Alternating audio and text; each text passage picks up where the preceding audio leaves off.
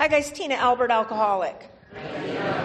I'm super grateful to be here and be sober tonight. And welcome to those of you who might be new to Alcoholics Anonymous. Welcome to those of you who introduced yourselves and maybe those of you who didn't introduce yourself. I love AA. And if I don't say anything else that you guys hear tonight, I think that's enough. God, I love Alcoholics Anonymous. And John, thank you so much for asking me to come and be with you guys this evening. I was here, 12 or 13 years ago, and it's always an honor and a privilege to be asked to come and share my story. It's a double honor and a privilege to be asked to return to tell my story. I love AA. My sobriety date is the 10th day of October in 1984. And I can assure you that I did not come in here to get and stay sober for the rest of my life, 24 hours at a time, in 1984 at the ripe old age of 2. I'm kidding. I was 20 years old when I crawled in here, and I was dying of something called chronic alcoholism. And I wasn't even sure what that meant. But I would tell you that I had it because I thought, like, that's what you're supposed to do when you come into AA. You're supposed to say you have the thing and then say what the people think you're supposed to say. And I lived my whole life like that. I don't know if the rest of you guys do or did, but my whole life was lived according to what I thought you expected of me. And I guess, so how long do I talk? What time do you want me to? 9 o'clock or whatever. Is that correct? It is. Okay. I'll pretend like I can see it to give you hope. I'm kidding.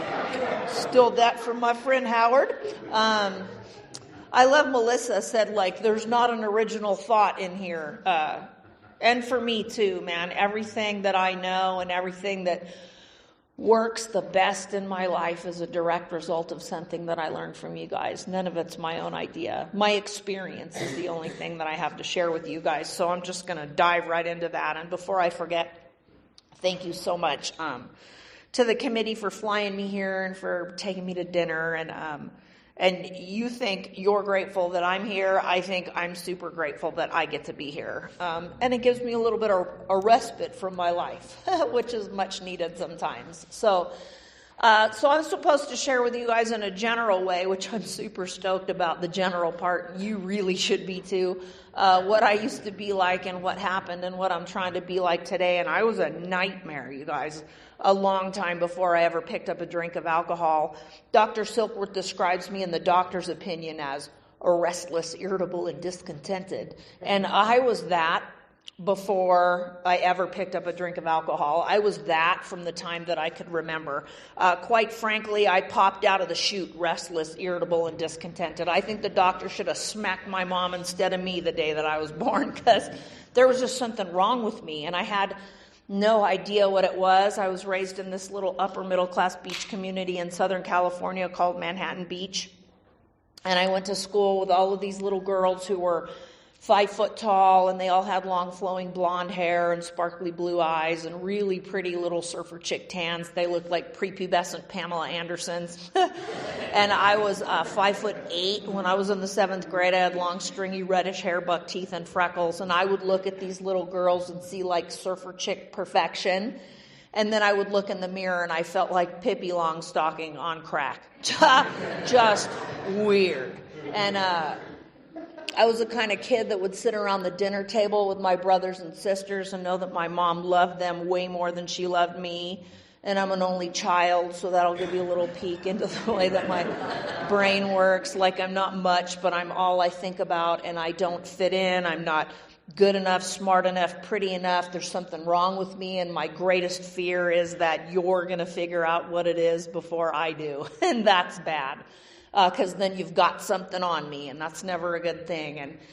And I remember going to school with all of these little girls, and I just felt odd, and I felt like I didn't fit in. I didn't know how to do everything that everybody else knew how to do naturally, like you guys would go to, well, maybe not you guys, but the rest of the people, they would go to school, and they would do their schoolwork, and then they would turn the assignments in, and they would go day after day and take the weekend off, and then they would have these credit thingies and progress on to the next grade. Like, none of that was happening for me. And I had one friend. If my new friend got a new friend, I had to beat up the new girl because I felt like I was losing out on something. My literature describes my life. I live my life according to something called self-centered fear. And I would have told anybody that was listening that I wasn't afraid of anything. But the truth was that I was terrified. And I was terrified, like I said, that you guys were going to figure out that there was something wrong with me. And what my literature describes self-centered fear as is a fear that I'm going to lose something that I possess or fail to gain something that I demand. Not something that I would like to have or think might be kind of nifty, but that I demand. And my life is just a series of unfulfilled demands. And I remember being in the 12th grade, I was hanging out with my best friend, Carrie, and she was my best friend because she was Italian and her teeth were bigger than mine were. And I remember her telling me that we were going to go to her house one day and cut school and drink scotch. And I didn't have anybody in my life that I could look at the effects that they got from a drink of alcohol and realize that might somehow fix what ailed me. But I went to Carrie's house that morning in the beginning of the 7th grade, and we cracked the paper seal on a scotch bottle, and my drinking career could have been written that day. We drank straight out of the bottle. We had no glass, no ice, no mixer. The scotch burnt all the way down, and it burnt all the way back up. It burnt when it came flying out my nose. It was just vile, and I hated scotch. And I didn't want to drink any more of the scotch, but I watched Carrie take a couple swigs off that bottle, and something crazy happened to her. She was no longer afraid of getting in trouble for cutting school. And her face got pink, and she started giggling, and I realized suddenly that I wanted what she had, and I took the scotch bottle from her. And I don't know where I came up with this idea. It was just ingrained in me. But I knew if I didn't inhale while I was drinking that scotch that it might stay down. And so I plugged my nose, and I held my breath, and I chugged the scotch, and just enough of that rancid liquid stayed in my stomach for something to happen that Dr. Silkworth calls a sense of ease and comfort that comes at once by taking a drink. And looking back on that day, it's been a hot minute ago. I was 12 years old in the 7th grade. And looking back on that day, I swear to God, what happened was that my hair straightened and my teeth shrunk and my boobs grew. And and obviously that didn't happen. But what I know happened was that I got what Dr. Silkworth promised me in that doctor's opinion, that sense of ease and comfort that comes at once by taking a drink. And what I know happened truthfully is that my shoulders dropped a couple inches and that insane crick in my neck went away. That self-consumed, like I'm all I think about, viewpoint disappeared, and I was able to breathe for the first time in my life, like in and out effortlessly. Who knew I had been holding my breath for my entire life until I wasn't anymore. And I love the effect that I got from that drink of alcohol. And Silkworth says that in our doctor's opinion, that men and women drink essentially because they like the effect produced by alcohol.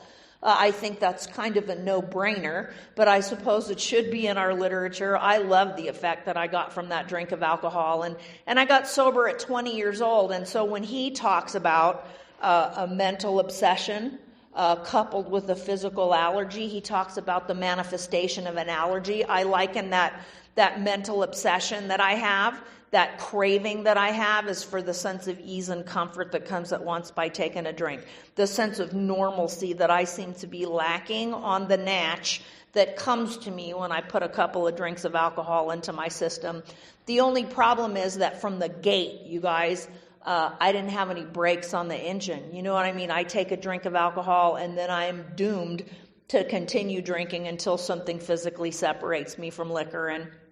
And when I'm 12 years old, that happens kind of easily because we run out of the bottle that we stole from the parents' liquor cabinet, or we can't steal it from the boys' market or whatever, and I'm out of liquor and I go on about trying to live my life, always looking for the next time that I know I'm going to feel okay for a minute. And at 12 years old, I'm not one of those people that say liquor was hard to get, so drugs are a big part of my story. Drugs are a big part of my story, but it's not because liquor was hard to get. It's because I'm an alcoholic of the pig variety, and I will do absolutely whatever it takes to escape reality just for a moment. And the crazy thing is, when I drink liquor, I seem to fit into reality. I seem to feel normal for the first time in my life, and every single time that I ever did an illicit chemical, it was to escape reality. And he says in here that these men and women are not drinking to escape, they're drinking to overcome a craving beyond their mental control. And I drink liquor and I feel normal for the only time in my life. And I drank myself into and out of middle school, high school, continuation school. I drank myself into and out of the United States military, a psychiatric unit in Anchorage, a rehabilitation program in Philadelphia, every single local city jail in the South Bay and Los Angeles. Spent a little bit of time in Sybil's Home for Wayward Women. Sybil Brand was what used to be Twin Towers or LA County Jail. I drink alcohol and I do what Bill describes as crazy, tragic, and sometimes bizarre things in order to continue drinking. And I do things when I'm under the influence of alcohol that I would never, ever do in a sober state of mind. And I do those things over and over again because once I take a drink of liquor, there's no stopping me. And I drink until something, like I said, physically separates me from liquor. When I was halfway through my 10th grade year in continuation school, I had no credits. I took the California High School Proficiency Exam, and I graduated from high school when I was 16, and I was running away from home on a pretty continuous basis. I was raised by a single mom in Los Angeles, and she loved me more than life itself, man, and she worked her tail off to give me absolutely everything that she could possibly provide for me that she never had when she was growing up, and I took advantage, and I had no gratitude for anything that she was doing for me. She just wanted me to come home at night and make sure that her teenage daughter was safe. And I don't want to, I start drinking, and I don't want to come home. I just want to do what I want to do. And I sing that alcoholic theme song, man. My drinking really doesn't affect anybody but me. I hurt myself way more than I harm anybody else. And it's my life. I'm going to do what I want to do. And when you're 16 living with your mom, that doesn't work. So I just left on a pretty continuous basis, and she would hire these private investigators trying to find out if her only daughter was dead or alive. And I was just gone. And my sponsor today says that we get sober and hundreds of people sleep better at night because they realize we're in the rooms of Alcoholics Anonymous. And I'm so grateful that for the last 36 years and 11 months and 17 days-ish, who's counting?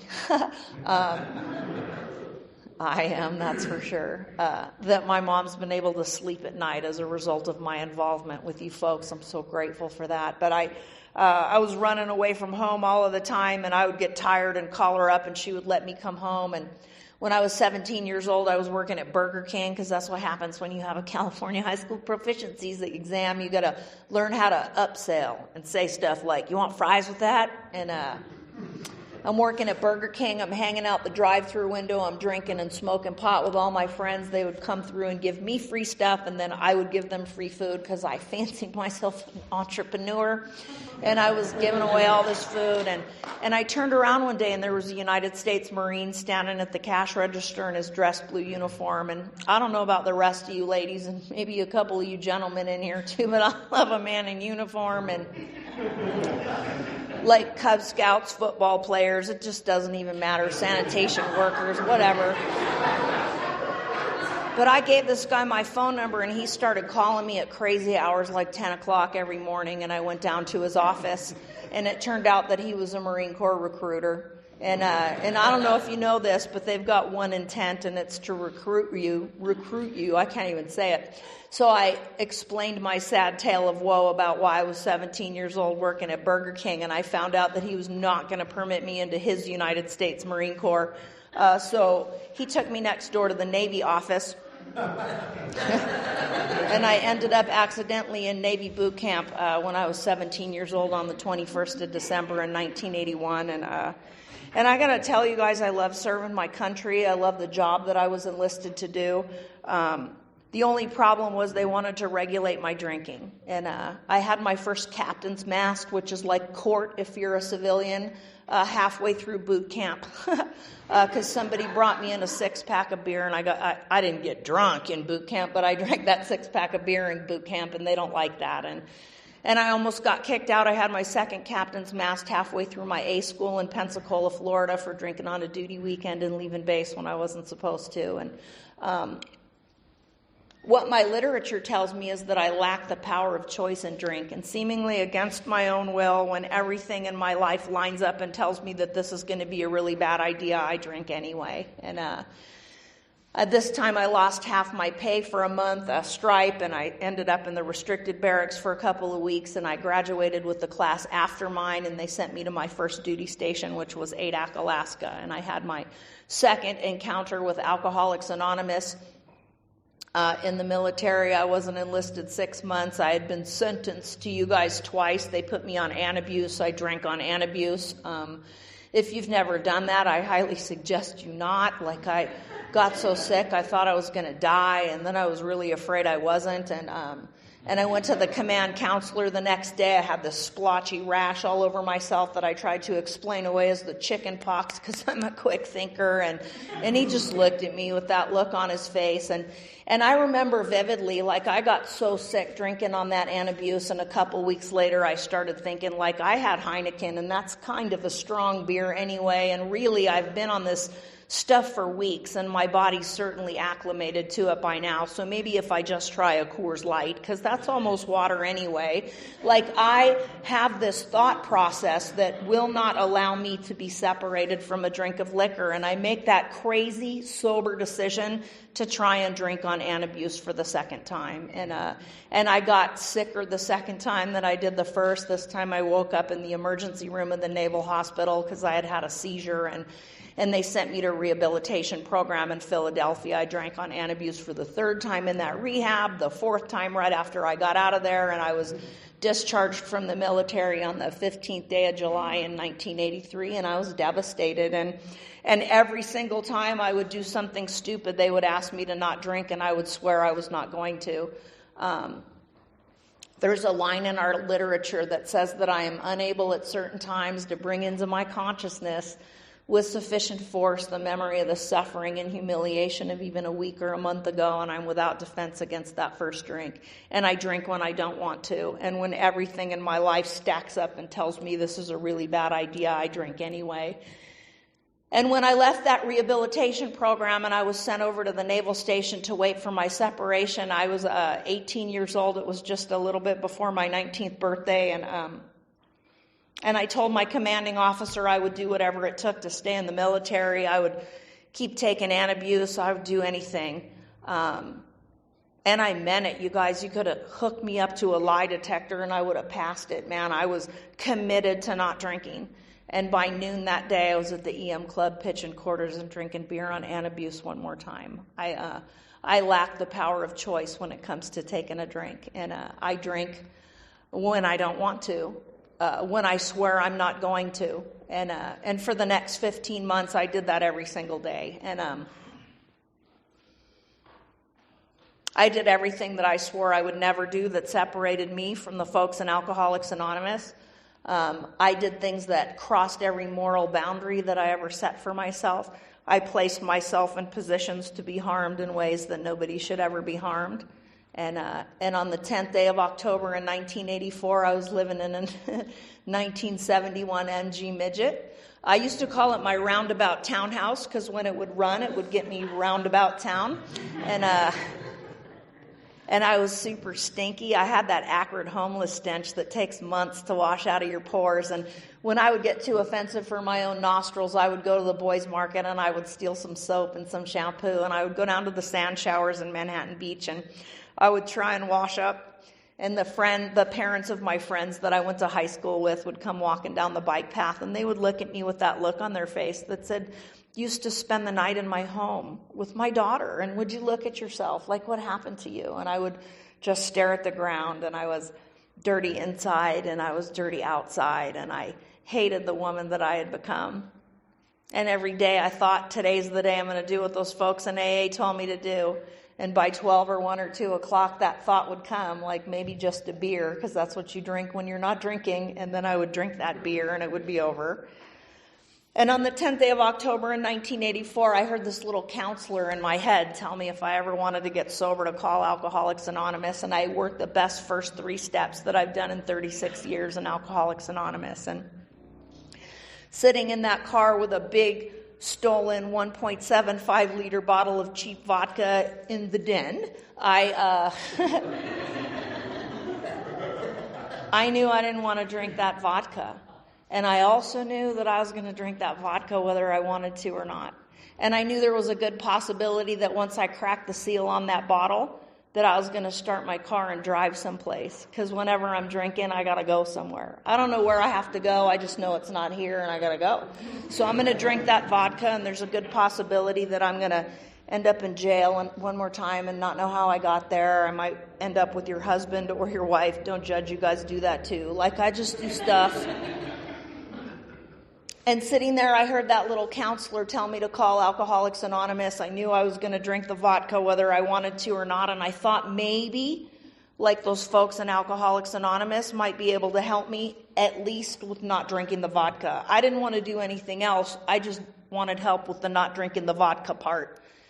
And I made a decision to turn my will and my life over to the care of Alcoholics Anonymous. And I got out of the car and I put a dime in the payphone and I called our central office in Torrance, and this little guy named Sam answered the phone, and he covered the mouthpiece on that phone, and he told Eunice, who was our central office manager, "We got a live one. Let's send her to Birch." And I don't know how come he knew, but you guys always know. And they sent me all the way across town to the Southwest Alano Club in Hawthorne, and it was full of people that were 86 to 132 years old, and I was 20.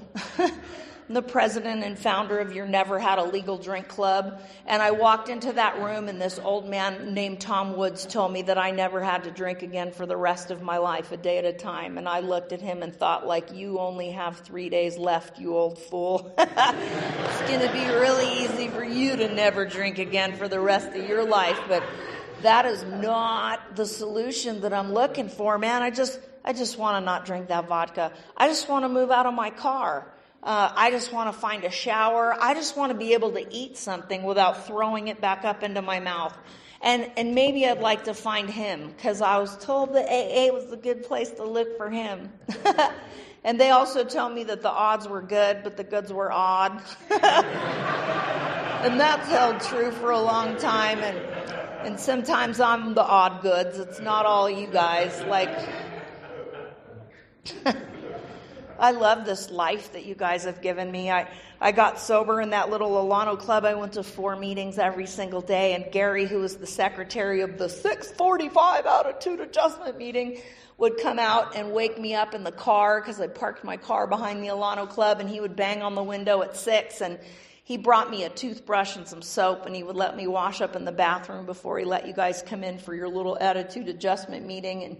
And I could eat all the jelly donuts I wanted before he would open the doors and let you guys in. And then I went to the 11:30 meeting where you guys would come back from Northrop on your lunch break. And then I went to the 5:30 meeting, which was the little commuter meeting where you let the traffic die down before you went home and got your little Al-Anonic wives and brought them back for the 8:30 speaker meeting. And then you took me to something called Fellowship, where you would trap me on the inside of a booth until 2:01 a.m. when I couldn't get any more liquor, and then you disappear like cockroaches when the lights come on. And I don't even know what happened, man. I remember walking up to that Alano Club one day, and you guys being so incredibly excited because I had 30 days sober. And I didn't even know that I had 30 days sober, but you guys knew that I had 30 days sober. And I think my first spiritual experience in Alcoholics Anonymous was the relationship that I started to form with some of you guys. And what happened to me was I still get hairballs. I want to spit it up before I say it. Like, I fell in love with the people in Alcoholics Anonymous. And I got one of those sponsor thingies. You guys told me men with men, women with women, men will pay your ass, women will save it. So I asked this old guy named Paul Matson to be my sponsor, because he didn't tell me what to do. And I thought I could work him for a tank of gas and some cigarettes. And maybe if he was mean to me, I could do a crocodile tear and he'd lay off me. And I just thought I was going to be able to work him, man. And I asked him to sponsor me, and he put his size 11 straight up my backside, and it didn't come out for 2 solid years. And he was a beast of a sponsor. He was horrible. I got up to the podium one time, and I said, "My name's Tina, and I'm an alcoholic." And he stood up in the front row and said, "That's all you know. Sit down now." And I was mortified, man. And then he made me your ashtray putter-outer person, and I would show up early and put 2 ashtrays equally from the ends of those long tables so that your osteoarthritic little old arms could all hit your cigarettes with the ashtrays. And I was the best ashtray putter-outer person in Alcoholics Anonymous. And a couple weeks later, he told me I was going to be your new coffee cup washer. And I was like, "But I have a commitment." And I was your new coffee cup washer. And I got up to the podium to take my 30-day chip, and I had invited half the planet because, I had 30 days. And I stood up and I was going to share with you stuff that clearly you guys were missing, because I've been to rehabilitation programs and psychiatric units, and I've seen psychiatrists and psychologists, and you guys are detoxing me off of stuff that you don't even know how to pronounce. And clearly you got sober before the crust of the earth cooled. So if you just let me bring you up to speed on some of this cutting edge new information. And I got up to the podium to share, and he stood up and said, "You're finished now." And I was so mad. I looked at my old timers like, "You said you were going to love me until I could learn to love myself. And are you going to let him talk to me like that?" And they're just clapping. And I went in the kitchen and I washed the ashtrays first, and then I washed the ceramic cups in the dirty water, because don't you ever. And then he made me apologize from the podium. And I was a nightmare when I was new in Alcoholics Anonymous. I was a nightmare. And he made me your greeter, and I would stand at the door and sock you in the arm when you would come in, because I didn't want to hug you or shake your hand. And I knew what kind of shoes everybody wore because I stared at the ground. I couldn't make eye contact with anybody because I was afraid you were going to look at me and just see the dirt, man. And I hated myself. And I don't know about you guys, but when I am full of guilt and shame and remorse and self-loathing, and I can't seem to see past my own self, like the only thing that puts that fire out is Jack Daniel's whiskey. You know what I mean? Like, I remember vividly the sense of ease and comfort that I get at once by taking a drink, and something has to make this feel better or I gotta go. And I remember having 6 weeks sober, sitting next to this old timer named Singin' Sam, and I loved him. And he goes, "How you doing, honey?" And I go, "Sam, I gotta go." And he goes, "You can hang tough for just one day. Can't you, baby? Like, anybody can hang tough for just one day." And I sat through that 5:30 meeting next to that old timer. And by the time the meeting was over, I forgot why I had to go. So I didn't have to go anymore. And the truth was, something shifted on the inside of me where I could not fathom the idea of coming back tomorrow and telling Sam that I didn't hang tough. Because that little old man believed in me more than I believed in myself. And I was telling John on the way over here, like, "I think I'm a people pleaser." And my friend Doug goes, "Show me one person you've pleased." But the truth is, I just want you to like me. And sometimes that people pleasing, I just want you to like me mentality holds me in good stead, because it makes me willing to do some stuff that I would never ever do were it not for that need for you to allow me to fit in and be with you guys. And that sponsor stayed with me for 2 years, and he took me through the steps to the best of his ability, and we started to form a life for me in the middle of Alcoholics Anonymous. And I did an inventory, and I guess because I'm going to run out of time, so we're just going to jump all over the place and fast forward and back up at the same time. Like my thing in Alcoholics Anonymous seems to be this on-again, off-again relationship with a power greater than myself. I find myself in chapter 4 most often in the big book of Alcoholics Anonymous. It's entitled We Agnostics. And in We Agnostics, it talks about having failed self-reliance and fancied self-sufficiency. There's a need that I have in my own life to run my own show, to be the director and the stagehand, and to set up the props and have the people show up where they're supposed to. And if you guys will just do what I ask you to do, man, all of our lives are going to work out great. I promise. And sometimes I'm even good at that, which is like a blessing and a curse at the same time. It's like my superpower, if you will. Sometimes I do all right at that, and Paul passed away when I had 2 years sober, and I would have told anybody that was listening that I didn't believe in God. And Paul was an atheist or an agnostic, depending on whether he could breathe on any given day, because he had COPD and asthma and bronchitis. He ended up dying of pulmonary disease on the 10th day of October in 1986, on my second anniversary in Alcoholics Anonymous. He passed away, and we didn't talk a lot about God, and you guys would get up to the podium and talk about God, and I would go, just to make sure that you understood the level of my displeasure with your topic of conversation. And I would tell you, like, I was so obnoxious. Like, I didn't come into Alcoholics Anonymous to talk about God. I just don't want to drink that whiskey. And I got another sponsor when Paul passed away, and every other word out of her mouth was God. And every other word out of my mouth was God. And she had me look at some old ideas and come up with some new ideas. And what I realized as a result of doing some inventory work on a power greater than myself was it was never that I didn't believe in a power greater than myself. What I believed is that I had been some places and done some things that had that power, not so much believe in me anymore. And so why try anyway if it's too late, right? I've got this idea of God as like the scorekeeper up there that's like tallying the stuff, you know what I mean? And I've done some things that just make it impossible for me to have a relationship with that power. So I just pretend like I don't believe in that power. And most of the time, for a bunch of years in Alcoholics Anonymous, I went about running my own show. I turned my will and my life over to the care of my sponsor in Alcoholics Anonymous, and I took actions that are outlined in our literature. And I took the steps. I skipped the ones that had anything to do with God. I cleaned up the messes that I made, and I got married. I had these kids, not necessarily in that order, because,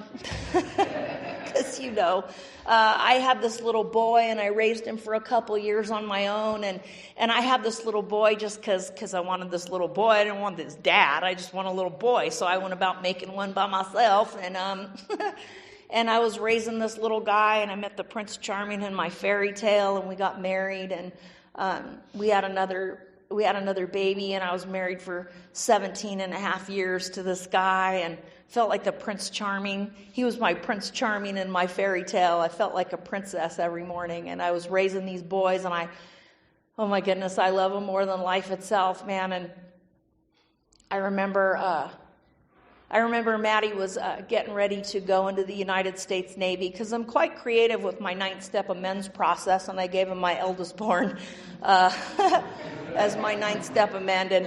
And we did this delayed entry program, and Matt's getting ready to go in the Navy, and he's drinking a little bit, and he's doing dumb stuff, and he's getting in trouble. He's getting ready to lose this contract, and oh my God, like I am a nightmare making sure that he doesn't blow it, right? And I'm throwing pillows down to soften the bottom, and he's getting in trouble with the police, and I'm paying off fines, and I'm getting the cops to drop the charges and go talk to the people, and like I got all these plates spinning, and I'm looking at this little boy, and I heard this CD of this old cat named Chuck Chamberlain, and Chuck said, I get up every day and I say, it's me, Dad, and I'm reporting for duty. And that's his prayer every morning to his power greater than himself. And I'm looking at this kid, and I'm realizing, like, I love this guy so much, I would die for him.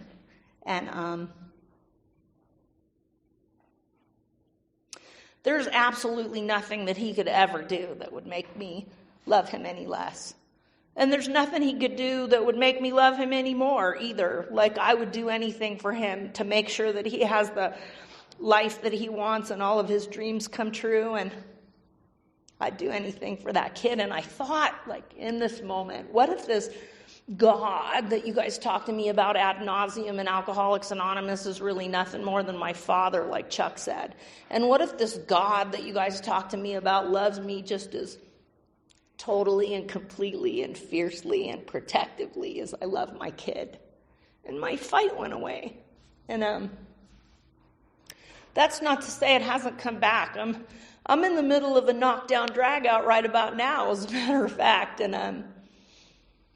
And the thing that holds me in good stead, right, is my willingness to continue to move forward and put one foot in front of the other and show up and say yes to Alcoholics Anonymous, to be sponsored and, as somebody said earlier, current, absolutely current with my sponsor. Like, I tell my sponsor all of the lame stuff that goes on in here that if I told the Earth folks, they would lock me up for. But she knows it all. And I just continue to do this thing. I gave Maddie to the United States Navy and then ended up in Iraq really quick. And he came back from Iraq a much different young man than the one that I sent over there. And he suffered from some post-traumatic stress disorder. And he spent 5 years homeless on the streets in Santa Barbara doing a little bit of recreational black tar heroin to try and fix some of the visions that he had going on. And that husband, that Prince Charming in my fairy tale, decided that he might like to prospect for the Hells Angels Motorcycle Club, and he rode off into the sunset with a bunch of greasy bikers when he had 17 years sober, and I thought they were all male. But I was mistaken on at least one count that I'm aware of, and I lost my husband. My husband walked out, and he left me with our 15-and-a-half-year-old son, who started hanging out with gangbangers and running away from home and breaking into cars, and my whole sober life was circling the drain, man. And I copped this little resentment against this loving father that you guys have introduced me to. And I thought, like, if I've spent all these years in Alcoholics Anonymous trying to do the right thing and this is what I get, like, why? Why? And really, I think I can do a better job. The truth is, I've been fired from managing director of the universe due to poor job performance.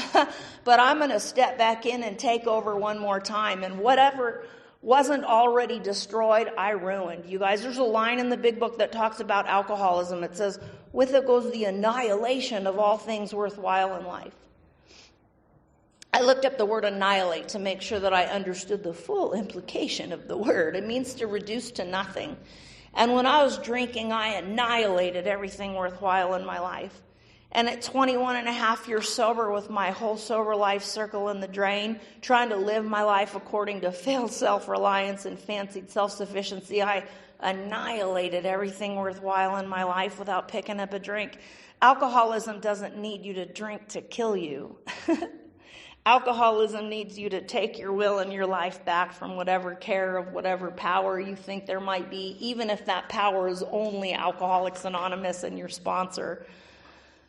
And what I do is I backstep myself out of Alcoholics Anonymous one little bit at a time, and I go back through the steps backwards, and I stop praying and meditating. I quit working with other people. I stop taking inventory, and before you know it, I'm powerless over alcohol one more time. I'm so grateful for the knowledge that I don't have to be new in Alcoholics Anonymous to renew myself in Alcoholics Anonymous. I'm so grateful to know that what I have is a daily reprieve contingent on the maintenance of my spiritual condition. And some days my spiritual condition sucks, you guys. The last year, as I'm sure it has been for so many people, has just sucked, man.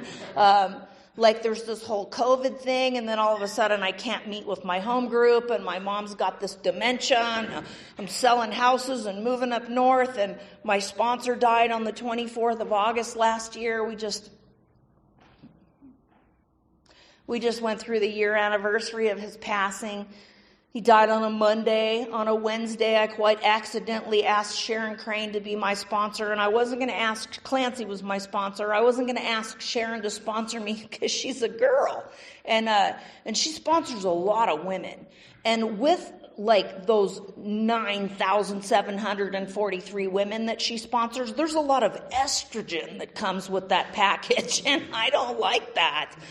So I was just talking to her to run some stuff past her before I made some boneheaded decisions without running them past somebody, and out of my mouth flew, so are you going to sponsor me or not? And so I accidentally fell into her lineage on Wednesday, and Friday we listed my mom's house for sale, and we were moving up north to be closer to my kids.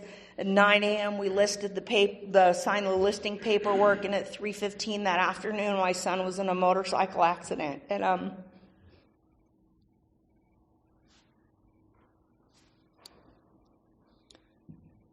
pardon. He lived for 69 days, and he shouldn't have. He was at the top of Highway 17, and he got run over by a semi-truck. Somebody pushed him under the truck because they didn't want to let him split traffic. And he severed his femoral artery, and he had all of these infections. And this 17-year-old kid, jumped out of the car behind him and tied a tourniquet with his belt and saved my son. And Maddie made it down to the hospital, and he lived for 69 days. And he had all these surgeries, and he had an amputation, and he had all of these infections, and he got septic shock, and he was like in organ failure and pneumonia, and then he bounced back. And I remember Paul telling me when I was brand new in Alcoholics Anonymous that if I was going to quit drinking, I couldn't have any lurking notions or reservations that someday I was going to be able to drink successfully again. And if I were to have one of those lurking notions or reservations, what might it be? And I remember telling him, the day I turn 21, I'm drinking, because you get free drinks. And I clearly am older than 21, and I didn't drink. I took a bunch of newcomers to Chippendales, and we watched boys strip, and we all left sober. It was charming. And then I remember telling him, the day that I get married, I have to toast with champagne.